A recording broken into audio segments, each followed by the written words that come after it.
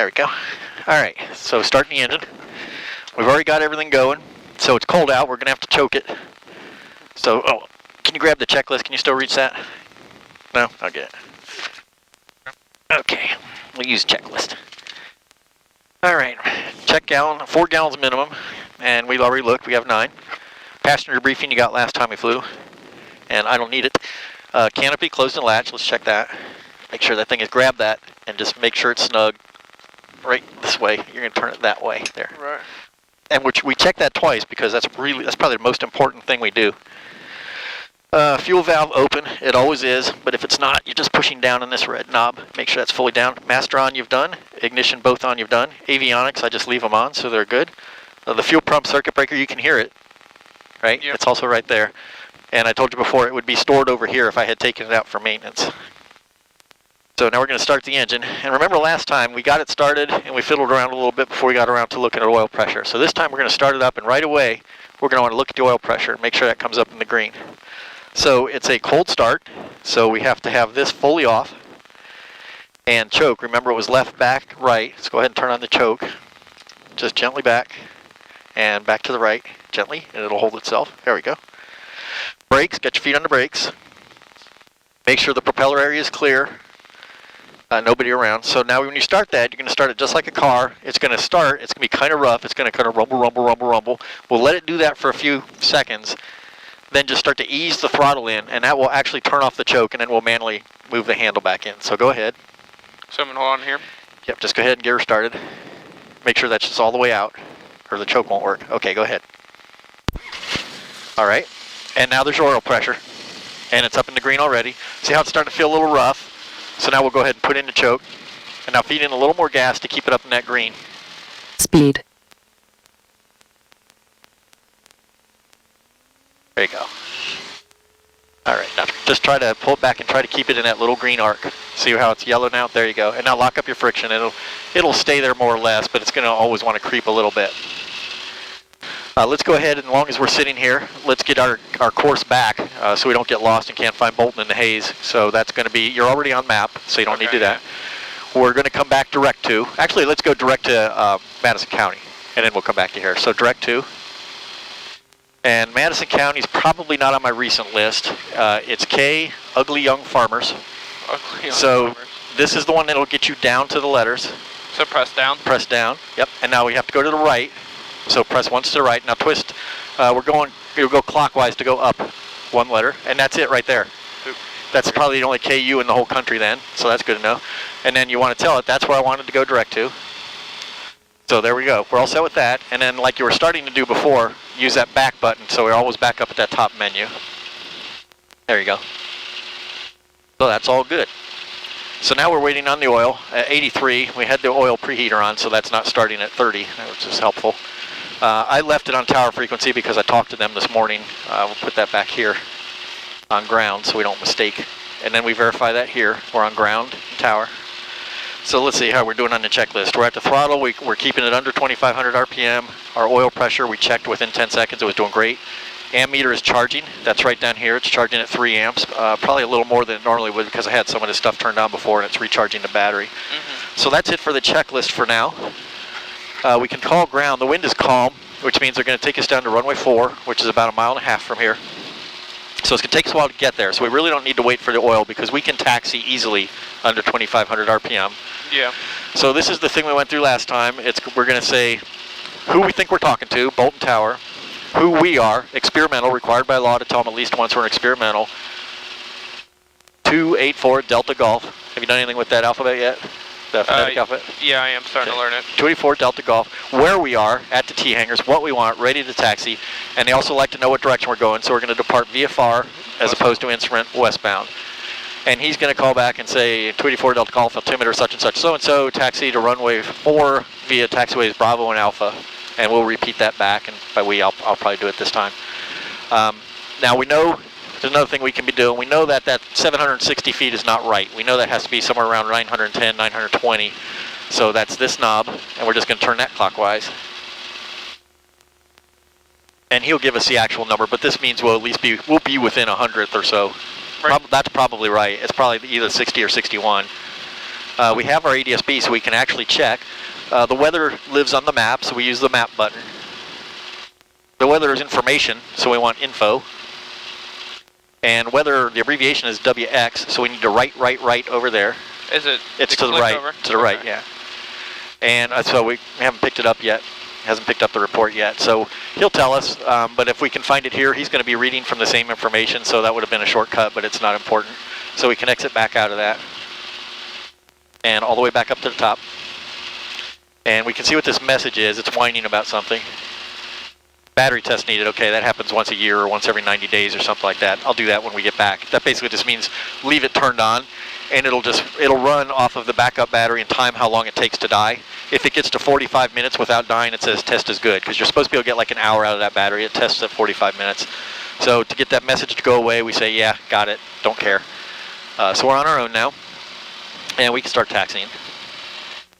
Bolton ground, experimental 284 Delta Golf, T hangars ready to taxi, departing VFR westbound.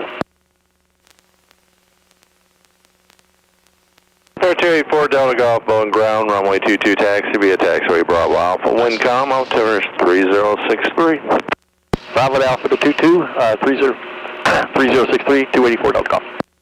All right, we can go. He's giving us a shortcut. So normally the Calmere runway is all the way down there. He's letting us take the closer runway, which is actually pretty rare. It may be because I took him up a nice poinsettia and some Christmas stuff that my wife made.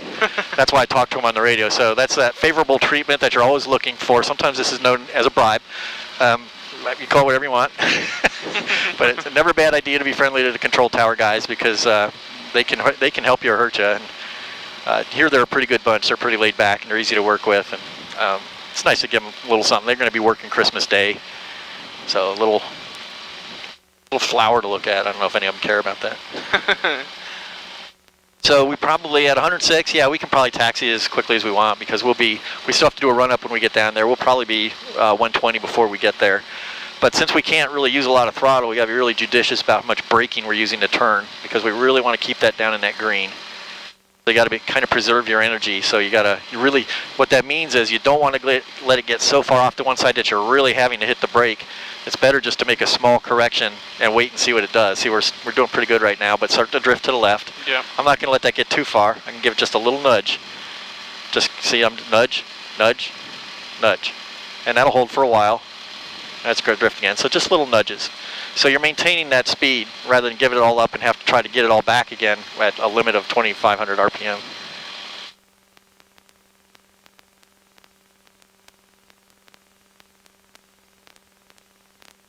Yeah, I've been practicing the Bolton ground experimental 284 Delta Golf at the T hangars, ready for taxi via VFR westbound. Yep. And I put some YouTubes on my blog. I don't know if you saw those. No, I didn't. Yeah, there's 4 of them, all different ways. Some of them are like dealing with a control tower on departure. Some of them are on the arrival. ones that were already on there? Yeah, I had 4 of them on there. Oh yeah, then I've seen them. I thought you meant you put new ones on there. No. There's dozens of them out there, but I thought 4 would be enough for you. My dad watched them, thought they were fascinating. Yeah, I watched them. You'll never fly commercially the same way again, because now you're going to know what's going on. It's kind of neat. Yeah, just getting one of those big planes, so I know what's going on. Yep, it's fun at O'Hare, listening to O'Hare ground controller. That's a busy job. I think they're busier than tower controllers. Yeah, I've watched videos on them. We'll make 120 easily. And it sounds busy, like crazy how much is going on up there. So we got a couple things in the yellow. This, we're allowed to go to 7.2, so yellow doesn't mean stop. It means, hey, you're getting close to, so you might want to keep an eye on it. The same with 12.8 on the voltage. That'll run up when we get the engine run up to a higher RPM. You'll get a lot more voltage on the engine, but it's not asking for any right now. There's 0 charging, so it's fully charged, so the battery is healthy. This cylinder head is a little bit low. That'll come up very quickly. Typically, I mean, the engine is going to make heat if it's running, so if that's really down, still down in the 30-degree range. Got 3 Charlie Papa Bone, sir. Just means something's not working right in your cylinder. You got one of your spark plugs maybe not working. But it's nice. Got 3 nice Charlie Papa, port over target. The altimeter is 3062.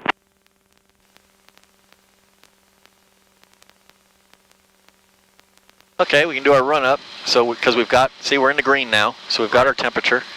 So the run up, the checklist is right here. All right, so before takeoff, brakes hold. Well, good. That's your big hold short line. You never want to go across that. Even accidentally, you are going to be in trouble if you go across that.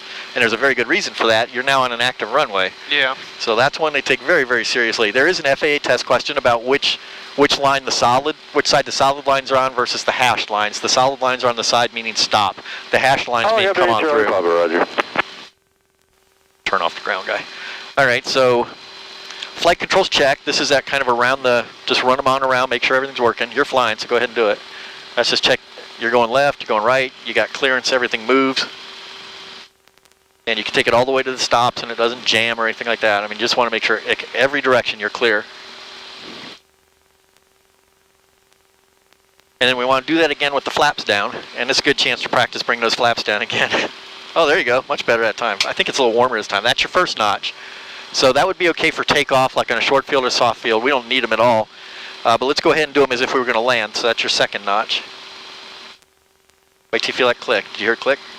There it is. Now go ahead and run through your controls again and make sure they're not bound. Now this is because this airplane shares the flaps and ailerons in the same control. Now normally on something like any other plane where the flaps are separate, you would go ahead and run the flaps up and down and make sure they're working. You would do all your controls and make sure you're working, but you wouldn't have to combine them like this. But because this is a common control, there may be some situation down in the gut somewhere by putting those flaps down caused an obstruction. You don't want that, so that's why we're checking that. Now what you got to do is make sure you put those flaps back up. The plane will fly, it will take off with the flaps down, but you run the risk of overspeeding them. There's a limit. That's what that white arc is. So you want to make sure that you don't. Yep, and that's down and latch. That's good. All right, fuel valve is still open, otherwise the engine probably wouldn't be working. Flight instruments check and set. We've already done the altimeter setting. There's not much else to do. We've got a course plotted in. We're on the right frequency, so that's pretty straightforward.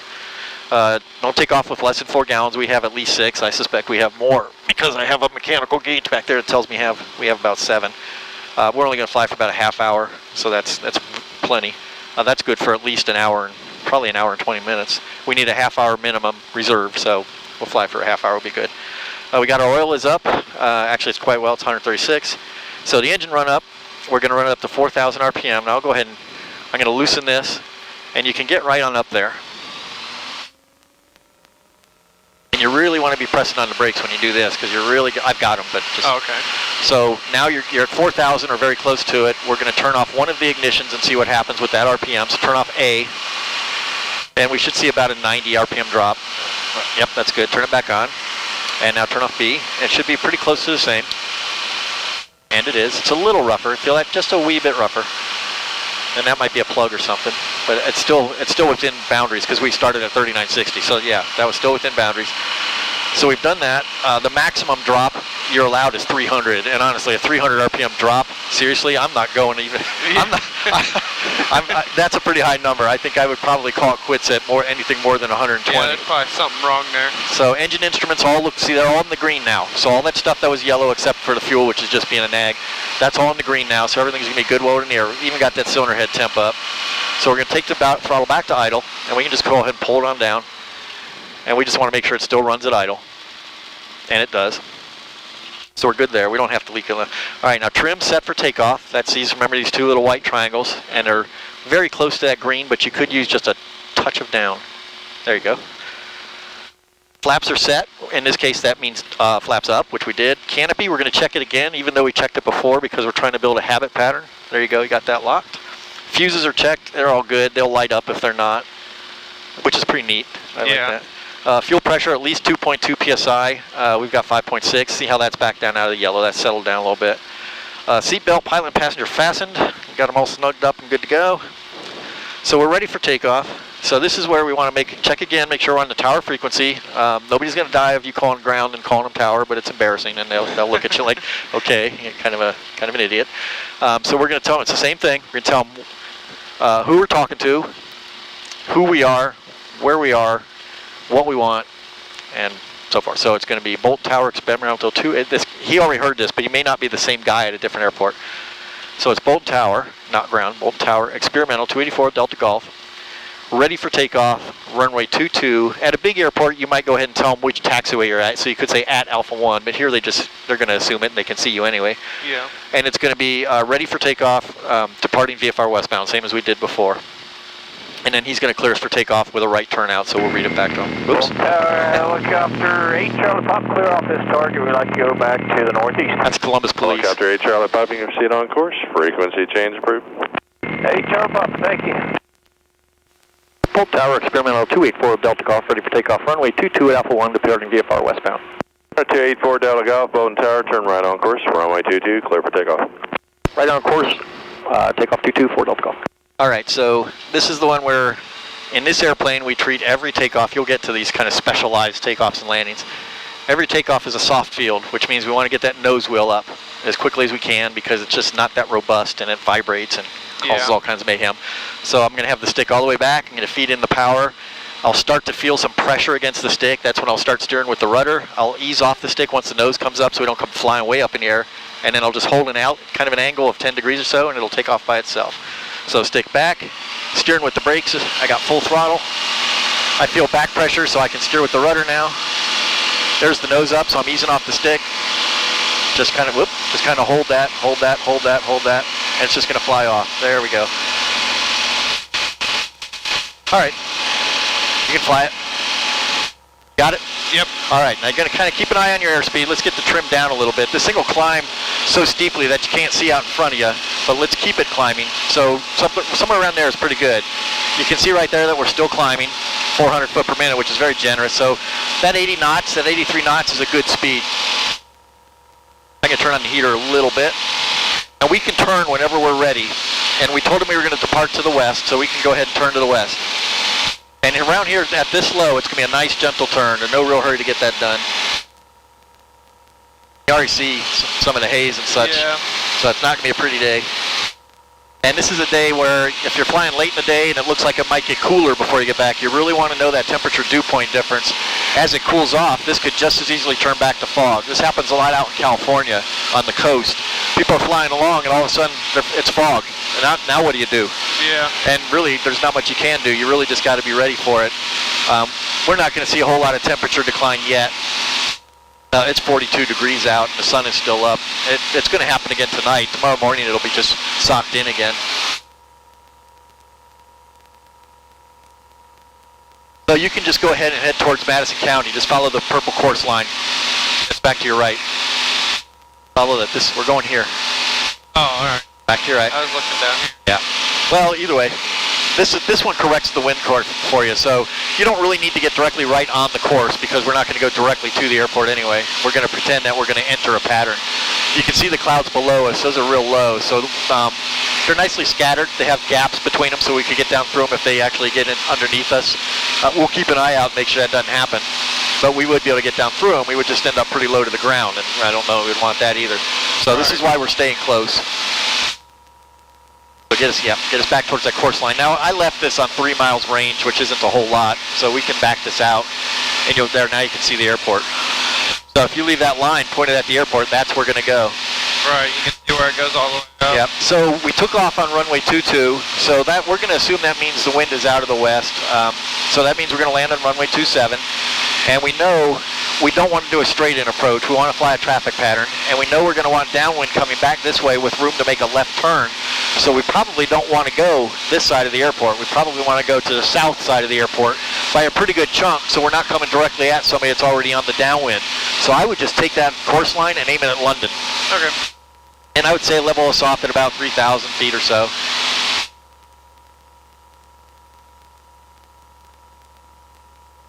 Now we got traffic over there. We'll keep an eye on him. He's still 10 miles out and below us. That's interesting. I wonder if he's below that layer or sitting right on top of it. That looks cool though. Yeah. Well, it's cool and scary too. I mean, just weather like that, you just got to pay attention to what's happening. I wouldn't want to go flying off for an hour and a half or so and come back. I mean, I don't know what that's going to do. You don't know which way it's going. Yeah. And they can move pretty fast. You know, they can be moving at least 10, 12. I mean, a thunderstorm can move 30 miles an hour. So you got thunderstorm over Dayton and you take off for an hour and a half and come back. Guess where it is now? Yeah, over where you need to land. Yep, totally got to watch the weather. Now we can go ahead and start monitoring the radio out at Madison County. Don't know that there's anybody out there, but we need to know that frequency. So Madison County is on the map, so we would go to map. And that would be informational, so we want info. It already knows we're going to Madison County, and there's your frequency right there, 123.0. So we can dial that in. The outer knob is the big number, 123. Inner knob is the small number. You can go either direction. It won't hurt anything. There's 123.0, and then we're going to make that active. Then we're just going to be listening to who else is out there. We can exit out of this now, and we want to go all the way back up to the top, so we hit back again. Always want to start that top menu. Oh, sorry. That way you're just always starting from a consistent place. I've told you that before. All right, that's high enough. Let's level it out a little bit. Let's just do that by pulling the throttle back, because we're going to want to watch this gas a little bit. We'll pull that back and somewhere like 4,500 RPM. Then that'll take most of that climb out. What it doesn't take out, we'll take out with trim. All right.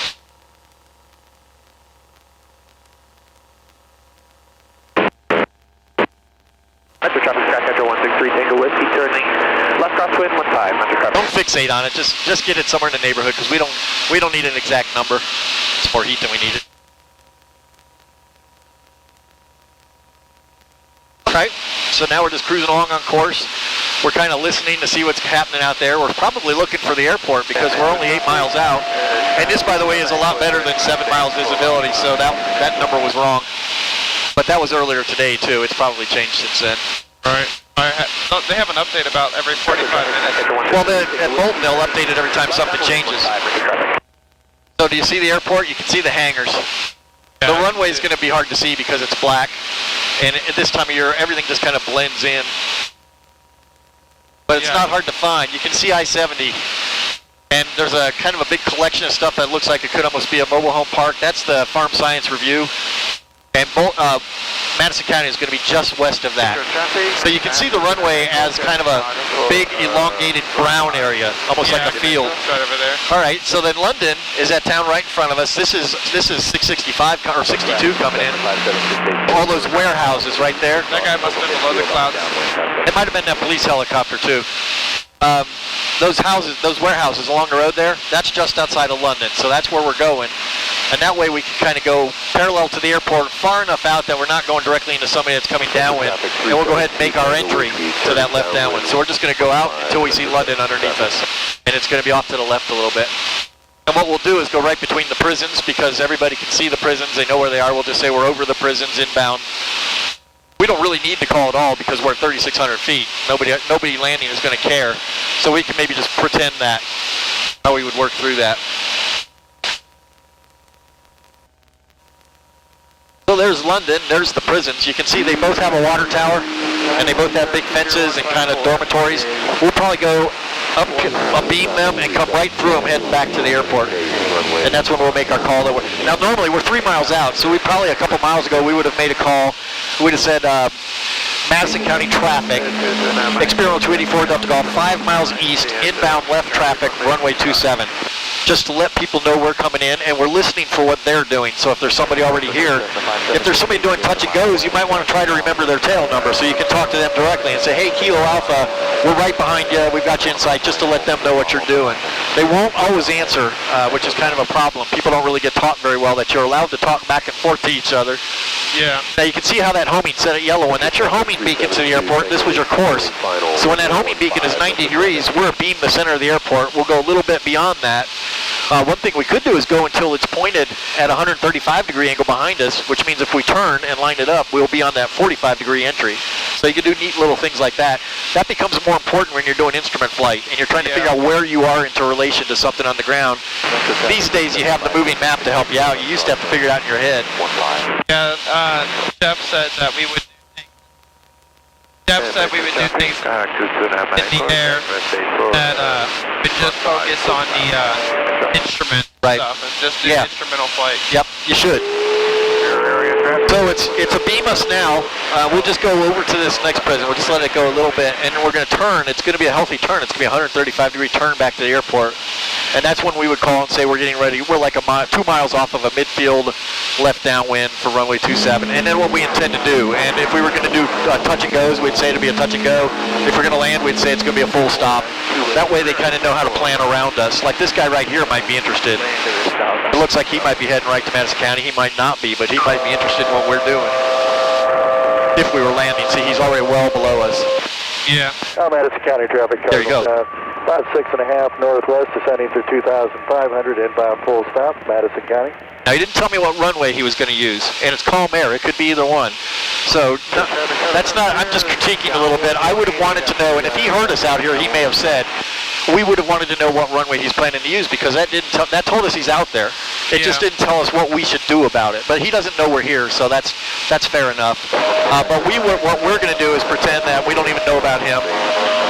So we're going to go ahead and make our turn, and we would normally say Madison County traffic, experimental 284 Delta Golf, 2 miles southwest, inbound left traffic, runway 27, full stop. And that way everybody knows what it is we want to do. Now him, we should have caught his tail number, and we could have told him, we'll be behind you, we're looking for you, we'll be behind you. We could have told him so he doesn't have to wonder if we saw him. Right. So you got to pay attention early on.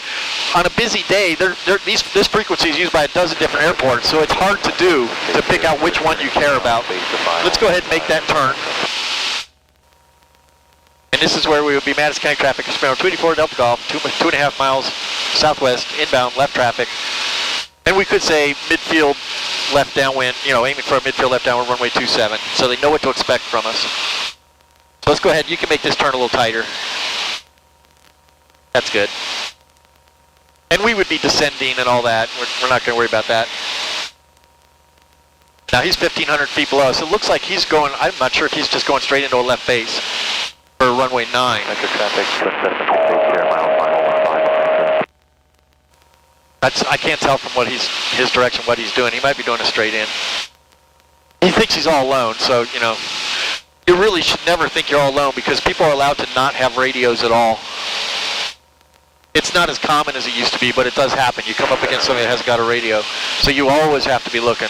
And on a calm day like this, you don't know which direction. Like, we don't know what runway he's using, because there's no real clear indication of which wind is. That's two people talking at the same time.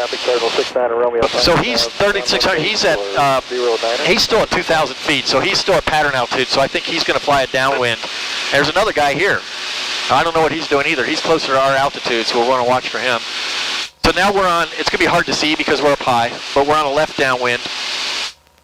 And the wind is from the south at 15 knots, so it's going to be pushing us back towards the runway. So we really don't want to go east.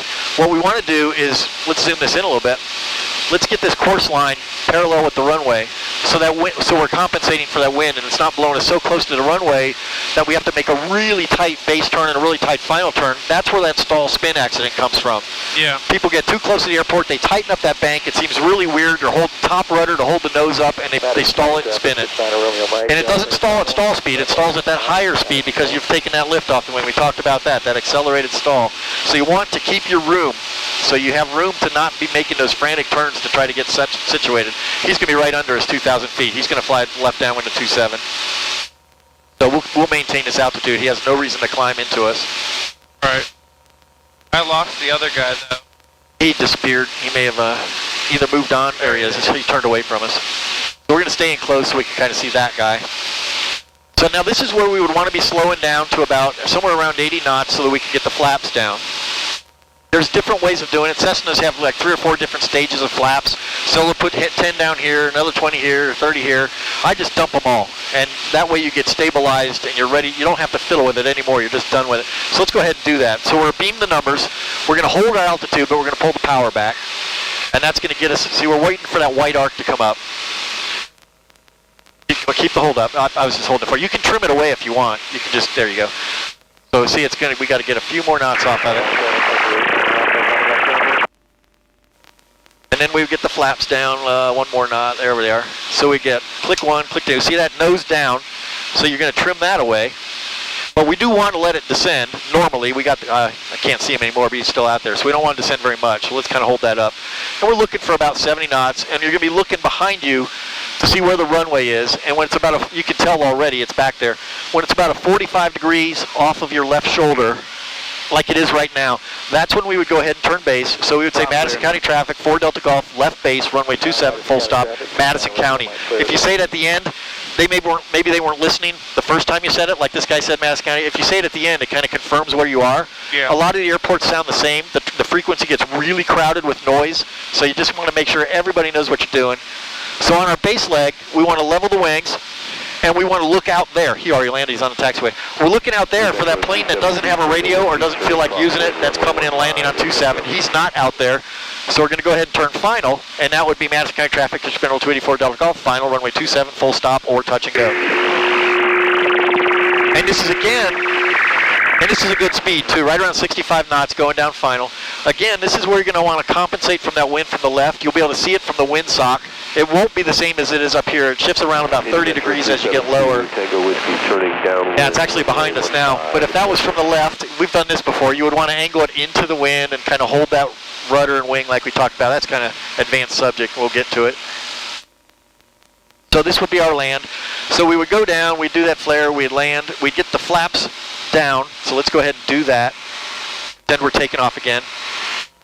And I think initially you would do stop and goes more than touch and goes because there's an awful lot going on, but see these clouds are getting in here.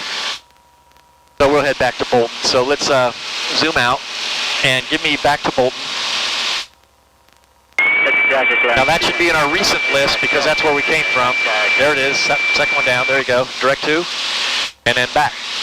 So you can see what we need to do. Let's trim some of this climb out of it, and let's go ahead and turn back. You want me to go to left, yeah. Right. So now on a departure, we're departing to the south, or we're going to depart out of left downwind, which is probably what we're going to do. So you would take off, you would turn a crosswind. This again, you're watching for other airplanes entering the pattern because they could be coming in from anywhere, anytime. Yeah. So you're still listening and paying attention. So here's where you kind of make a little, this is you're going to look against, make sure there's nobody out there already in this downwind because we're going to depart from the downwind. So we'll go ahead and, we can still climb up out of the downwind, but we want to make kind of a controlled departure so planes don't come splattering out of the airport. So what we would say is 284 Delta Golf departing to the east so they know which way we're headed. If they're coming in from the south, they don't have to worry about us anymore. And when we get far enough away, we'll change the radio frequency, probably like when we get to Lily Chapel because that's where we're going to call the tower. You can see Lily Chapel from here. It's that grain elevator, or you can just follow this. It'll take you there. I'm at the traffic line. Okay, so from here, that's close. This is not exactly a downwind, but people know we're headed east, so we're good to go now. 372 Whiskey, turning final runway 15, Indy Metro. Metro traffic command 135 Delta Whiskey is He's at 3,000 feet. That's an even number, and he's got a squawk code that's not 1,200, so he's on here. That's his squawk code. He's talking to Columbus Approach, so he won't know we're here, but if they know we're here, and if they saw that he was going to be a problem with us, they would make him turn away from us. They would tell him, turn right heading 080 vectors for traffic, and he would turn away. So it's nice to know that he's being talked to. We don't have to worry about him as much. They're not, I think, 3,000 feet. He's probably setting up for maybe Don Scott. It's hard to say. He may be going to do practice approaches somewhere. It's none of our business. So he's a carrying passengers and stuff? Could be just one guy. Could be a Cessna. Could be anything. It's just, all it means is he's flying instruments. We're squawking 1,200, which is just, everybody that's flying VFR is squawking 1,200. He may just be on flight following, but he's at a 3,000 foot altitude, which is the altitude for instrument. Actually, this low you can be anything you want, but 3,000 above ground level. So at 4,000, you would have to be on instruments. 5,000, you'd have to be on instruments. 4,500 VFR, 5,500 VFR. The directions change. 4 miles. So that's kind of the stuff you can learn from this. You can figure out what he's doing. And we don't really see, he continues to move away from us. We really don't have to worry too much about him. Indy Metro traffic, Cessna 4055, left crosswind 15. We're outside of the pattern. Nothing really happening. Let's go over to tower just to cut down some of the noise. Ready for departure. The very next frequency we're going to want once we land is the ground. So we're going to go ahead and put that in now. We're not going to wait till we're rolling down the runway and busy with other stuff.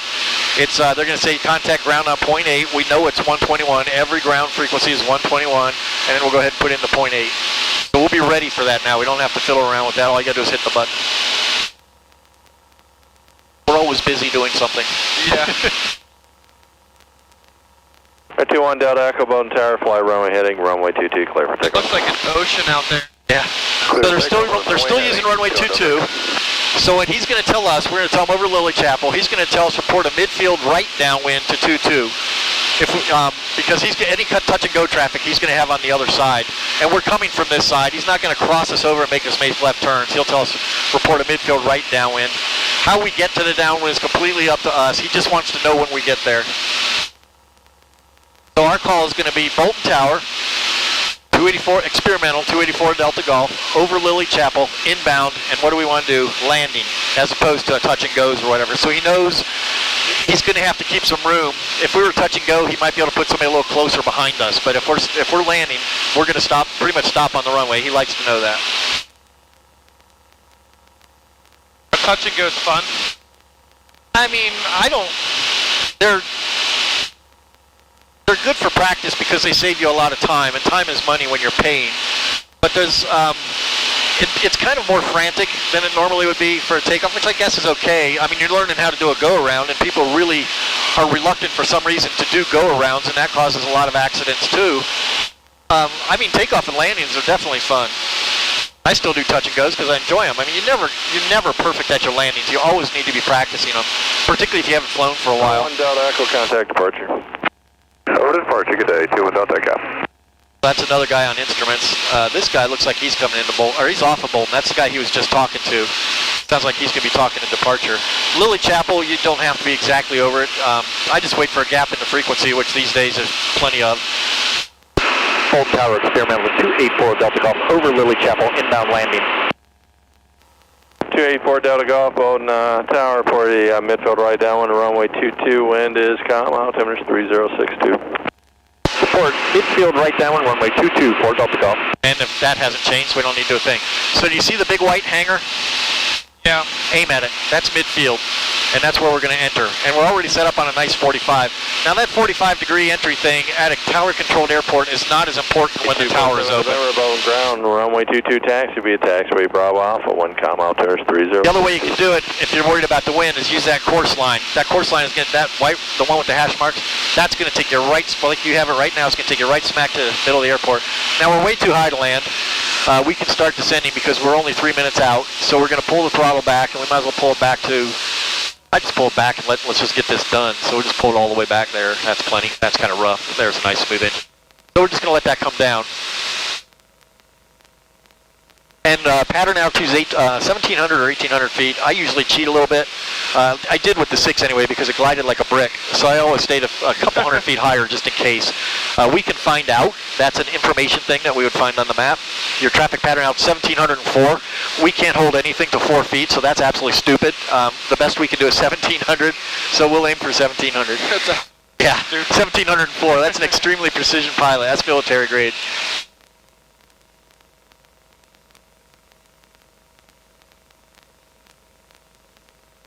And this is another good time to be listening. So he cleared an airplane for takeoff, and he could have cleared that airplane. He came off at 22 for a right-hand departure out west, where we're coming from. Generally he's not going to tell them that we're inbound, and he's not going to call us and tell us that we has one outbound. Some of them do, and some of them don't. They're not really required to do it. They're not approach controllers. All they really own is the runway and some of the airspace around it, but sometimes they will call. But you really just want to, you can't count on it. So you just want to be listening, and if you hear ones coming at us, hopefully you're seeing them on here and you can avoid them. Otherwise, you really got to be looking because we're descending, they're climbing, both coming from the same direction. He's coming here, we're going there. So it just pays to be listening. A day like today where hardly anybody's flying, I don't know, you really notice it, but they can get pretty busy. Yeah, it looked like there was a bunch of people that have either been flying or just want to leave their planes outside for everyone to see. Yeah. I think there's some people that don't put their own plane back in the hangar because they got these big, heavy airplanes like a big Bonanza, and I think I don't know if they pay for it, but the airport guys will come out and push it in for them. They have a tug that they can push it in. That's Columbus Southwest Airport right there, that grass runway with the little pond next to it.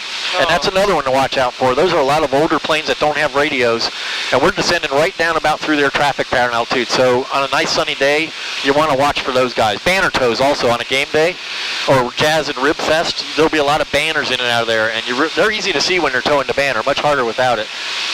So you better watch for them when you come through there. It's good to know that that's there. I didn't realize that was a airport, but I guess I can't see the little yellow airplane over there. Yeah, you're coming up at 1,800 feet, so we'll be wanting to monitor the altitude a little more closely. There's 1,700. So you know you're probably going to, we may want a little more power, we may not. Let's see what happens at 1,700. That might get us down to flap speed, and now we're below 1,700. We don't want that, so get that back up there. I don't mind being a little high on altitude. Low on altitude is not the same thing. There you go. And that airspeed, keep going. You can give it a little throttle. It's feeling like a whole lot of nose up to you because we're really just loafing along here. But you're really close to flap extension speed, which is nice. We won't have to fool around with it anymore. There we go. We'll keep it right there. So we'll give it enough power to climb back up a little bit. Now we're still aiming at the middle of the field, so let's aim us at the control tower. Or close to it, just the middle of the runways. Those houses are a good reference. Now you're letting the nose drop a little bit. So let's keep 17. He's going to look for us at 1,700 feet. So it kind of matters where we are, where he looks in the sky. Right. And we're going to turn downwind here just past the golf course. We're not midfield yet, so if we told him now, we'd be lying. But we can go ahead and make the turn. We don't want to get in too close. Because, well, actually, we won't. The wind will blow us out, so we might angle a little bit. But go ahead and turn us downwind. That's good. Still about 60 feet low. We're going to get those flaps down in a second anyway, so we can take off some of that speed and go ahead and get flaps down. And let's keep turning to compensate for some of that wind. And Bolt Tower 284 Delta Golf is midfield right down runway 22. 4 Delta Golf, runway 22, clear to land. Clear to land, runway 22, runway 22, 4 Delta Golf. Let's get those flaps down. Go ahead and get the flaps down. Oh, is it low? Okay. Yeah. 1. And one more, 2. Now when that nose wants to drop, so let's trim some of that out. There we go. Usually you can set it at takeoff trim. It gives you a real nice glide. So let's pull the throttle back and start coming down. You got control? Yeah, I got it. Okay. It's easy to be ground shy. And with the RV6, I could get away with being ground shy because that plane would drop like a brick if I wanted it to. This one you can't do so much, so you really got to let it start coming down. Now we have tons of runway too, so it's not critical here, but it's habit. Early on, you want to be in control of everything, building good habits. So we're looking for 45-degree angle, which is right about there. Go ahead and turn our base. You proceed on course, runway 22, clear for takeoff. He's clearing that guy for takeoff, which is fine. It is experimental on the right base. We'll watch for him and make sure he doesn't stall on the runway or something. We just want to keep an eye on him. 4 Delta Golf, traffic on the runway for departure. 4 Delta Golf, have him in sight. It was nice of him to tell me. I get to jabbering and I miss tower calls. They don't like that, so. Yeah, he's rolling, so we should be okay. We're going to turn final a little early because that wind, actually it looks like the wind may end up pretty much on our nose, so we can just stretch this turn out a little bit then. There's the haze, so you're flying into that haze and into the sun at the same time. See how hard it gets to see? Yeah. That's where you start worrying about 7 miles visibility, 10 miles visibility. That's where you start to see the limitation of it. Now we're high according to the lights, but that's okay. We land a little bit long deliberately because there's so much runway out in front of us. Now you can see what that wind is doing. It blew him off to the side a little bit. Yeah. So we know we got to crab into it to the left a little bit. And now when we get down here, look at the very end of the runway. Don't look up close or you won't be able to flare well. You want to look at the end of the runway, and that kind of helps you gauge your height a little bit better. So we're going to get down until it looks pretty like we're about to hit the ground, then we pull the nose back. And I'm looking at the end of the runway trying to make that runway look flat. And I'm just a little more pressure, a little more pressure, a little more pressure, and there it is. Now you see I got that, did you feel that wind kicking us to the left? Yeah. That was bad. That was bad on me. Now he'll probably just tell us turn right Alpha 3. Turn right Alpha 3. Take right hit Alpha 3 to the ramp, monoground 120.8. Right Alpha 3, straight to the ramp, monoground 0.84, Delta Golf. He's practically singing that, isn't he? So we'll go over here, 128. He's not going to call us. The only control, we're really just on tower. When we come across this line, we'll be working with the ground controller, even though it's the same guy. And he has authority over us for about 100 feet here. It's not a great deal. If we went that way, he'd have us a lot longer. But once we hit this ramp, we're no longer in his movement area. We could sit here and do donuts, whatever we want to do. They got that big plane parked where I would normally taxi, so I don't want to go up that far. We'll take this other one. But see this line right here? That line right there defines his movement area. So we could stop right here and just have a picnic, and there's nothing he'd say about it. What are those, like how they're flaps and... That's a Bonanza. It's a V-tail Bonanza. And those are the rudder and elevator built into one. And there's a mixer. And I think it makes the airplane a little bit lighter. But what it caused is it kind of yaws around a little bit in flight because you don't have as big of a vertical stabilizer to hold it. That's a King Air next to it, which is also a Beechcraft. Same manufacturer made both of those. That's a twin turbine. So those are jet engines with propellers on them. And so we're going to take the long way around because he's rudely parked right at the gate there. They'll do that for their passengers. That's probably a charter. Oh. it's just another example of you have to kind of be looking ahead. Yeah, you got to be like thinking about. Yeah, just look at where you're going. You can't stop. Well, on the ground you can stop. In the air you can't stop. So you got to have a plan because it's not a helicopter. You can't stop and think about it. Do you have a lot of helicopters that come in through here? There's police helicopters come and practice their auto rotations, their emergency landings. Channel 4, I think, has their helicopter here. And every now and then you'll see National Guard helicopters, National Guard helicopters shooting approaches, but not too many. That's another Bonanza. That's a Bonanza without a V-tail. So you see how that would be a little more stable in yaw. Yeah. Although even with that, they still wander around a little bit. Almost every airplane wanders around a little bit, but the V-tail kind of wanders around a lot more. There was a problem. I think it was in the 70s. Some of the V-tails, the tail was falling off. Oh. So you can, if you go look at that V-tail out on the ramp, if you look right down at where the root of that thing attaches to the fuselage, there's a cuff there. They put a big doubler cuff on there to keep those things from falling off. I don't know how many times it happened, but only once or twice they're going to do something to change it because that's a really bad thing. It really hurts sales. So I was going to ask what your opinion on those were. I love them, but very expensive. You'd have to need a plane like that. If I was traveling back and forth a lot, that'd be a really good airplane. They're fairly expensive to insure. They're very expensive to maintain. And they burn about 14 to 16 gallons an hour of gas. But they're moving pretty quick. They're doing 150 or 160 knots, and they're very comfortable. They're really, really nice airplanes, but you have to have the money for it. And for that kind of money, you don't get a plane like that for flying around to get hamburgers and stuff. Yeah. All right, so on shutdown, what we want to do, let me reach over and do it. You're going to, as soon as I'm going to pull this back as far as it'll go, and that's going to start slowing down the engine, but we don't want to let it do that too long. It gets down into a really rough idle. So as it starts to slow down is when we start to do A and B. So. And speed. And that makes a more gentle stop. If I left it at 2,200 RPM it would go against that clutch in there, and it really freaks people out because they think it's like you ever hear a 2-cycle engine seize up? Sounds just like that. We want to remember the Hobbs number 168.2, and we.